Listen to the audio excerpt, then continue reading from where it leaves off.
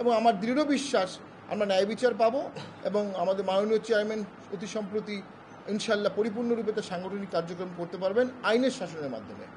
আমরা মনে করি অ্যাজ অফ টুডে নির্বাচনের কোনো পরিবেশ নাই, রাষ্ট্রের কোনো নিয়ন্ত্রণ নাই, রাষ্ট্রের উপর সরকারের কোনো নিয়ন্ত্রণ নাই, প্রশাসন পুলিশ সব মিলিয়ে যে একটি হলিস্টিক অ্যাপ্রোচ সেটি আমরা দেখতে পাচ্ছি না।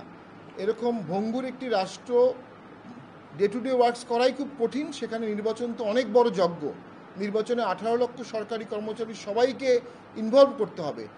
আমরা ব্যক্তিগতভাবে মনে করি অ্যাজ অফ টুডে নির্বাচনে কোনো পরিবেশ সৃষ্টি করতে সরকার সচেষ্ট হয়নি। তবে সরকার বলেছে তারা নতুন ইনিংস শুরু করছে আজ থেকে। আমরা দেখতে চাই এই নতুন ইনিংসের ব্যাটিং কেমন হয়, বোলিং কেমন হয়, ফিল্ডিং কেমন হয়। এগুলো দেখার পরেই আমরা নির্বাচনের ব্যাপারে সঠিক মন্তব্য করতে পারবো। তবে আমার মনে হচ্ছে সরকার এতদিন নির্বাচনের করার ব্যাপারে বা নির্বাচনের পরিবেশ সৃষ্টির ব্যাপারে কোনো সচেষ্ট ছিল না। এখন থেকে যদি সচেষ্ট হয় হয়তো বা 6 মাসে পরিবেশ করা সম্ভব, সেটি সদিচ্ছার উপর নির্ভর করবে।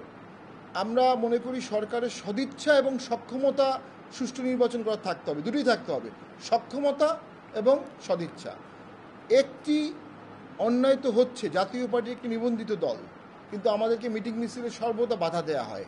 ইলেকশন কমিশন, যার সবচেয়ে বড় স্টেক হোল্ডার হচ্ছে আমরা, যারা নিবন্ধিত দল, ইলেকশন কমিশন অনিবন্ধিত দলের সাথে বসতে স্বাচ্ছন্দ্য বোধ করে, কিন্তু নিবন্ধিত দল হিসেবে আমাদেরকে ডাকে না অথবা আমাদের মতামত দেওয়া হয় না।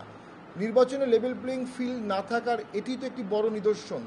এক্ষেত্রে সরকারকে অবশ্যই খোলা মন নিয়ে ফ্যাবুলাস ইলেকশন করার জন্য সকলকে অনবোর্ড আনতে হবে।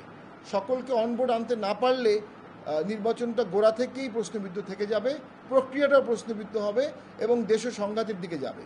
আমাদেরও অনেক ভুল আছে, দোষ আছে, সকল দলেরই ভুল আছে, দোষ আছে। 14 সালে আমরা জেনুইনলি ইলেকশন বর্জন করেছিলাম, আমাদের এই টেবিলে যারা আছেন সকলেই বর্জন করেছিলেন এবং এরশাদ স্যার দেশকে গণতন্ত্রকে বাঁচানোর জন্য এরশাদ স্যার এবং জিএম কাদের নিজের জীবনের ঝুঁকি নিয়ে উনি 14 সালে বর্জন করেছিলেন। পরে ওনাকে সিএমএইচে নিয়ে আটক করে রাখা হয়েছিল এবং এরপরে 18 সালের যে ভোটটি হয় সেখানে সকলেই অংশগ্রহণ করেছিল, সেটিও প্রশ্নবিদ্ধ ইলেকশন, আমি অস্বীকার করব না। আমরা এখন সামনে জনগণ যেটা চাবে সেই জনগণের মনের ভাষায় কথা বলে রাজনীতি করতে চাই। পাশাপাশি বিগত জুলাই আন্দোলনের কারণে স্বাভাবিকভাবেই দেশের তারুণ্যের একটি এম্পাওয়ারমেন্ট ঘটেছে। এই তারুণ ইউথ মাইন্ড, স্টুডেন্ট মাইন্ড কী ভাবছে, এই তারুণ্যের স্পিরিটটাকে ধারণ করে আমরা দলটা সাজাবো, রাঙাবো এবং নবরূপে জাতীয় পার্টি উন্মোচিত হচ্ছে। এই নবরূপে উন্মোচিত হয়ে জাতীয় পার্টি নতুন বাংলাদেশ গড়ার জন্য পদক্ষেপ নিচ্ছে এবং আমার দৃঢ় বিশ্বাস আমরা একটা শক্তিশালী দলে পরিণত হব। আমরা যেটা মনে করছি যে আমরা নির্বাচন কমিশনের যে বিভিন্ন মিটিংগুলো হয় সেখানে আমরা ফর্মালি কোনো দাওয়াত পাইনি, তবে আমরা আমাদের নেতৃবৃন্দ মাঝে মধ্যেই নির্বাচন কমিশনে গিয়ে তাদের পরামর্শ দিয়ে আসেন। আমাদের দলীয় কার্যক্রম, নিবন্ধন বা অন্যান্য যে বিষয়গুলো আছে এগুলো আমরা ইলেকশন কমিশনের সাথে করছি। আমরা মনে করি নির্বাচন কমিশন যদি শপথ নিয়ে থাকে সংবিধানের আলোকে, তাদের নিবন্ধিত দল হিসাবে জাতীয় পার্টিকে ডাকা উচিত। ডাকলে জাতীয় পার্টি নির্বাচন কমিশনকে সহযোগিতা করতে প্রস্তুত আছে। আমরা মনে করি যেটি এখনও দেশে যদি ল অ্যান্ড অর্ডার ঠিক না থাকে, আইনের শাসন ঠিক না থাকে, পুলিশ যদি সঠিকভাবে কাজ না করে, সেই নির্বাচনে যাওয়া আর হাত পা বেঁধে পুকুরে লাফ দেওয়ার মধ্যে কোনো পার্থক্য নাই। আমরা আগে রাষ্ট্র দেখতে চাই, আগে সরকার দেখতে চাই।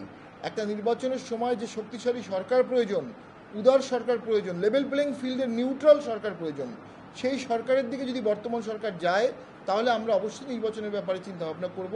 জাতীয় পার্টি নির্বাচনে সবসময় অংশগ্রহণ করতে আগ্রহী।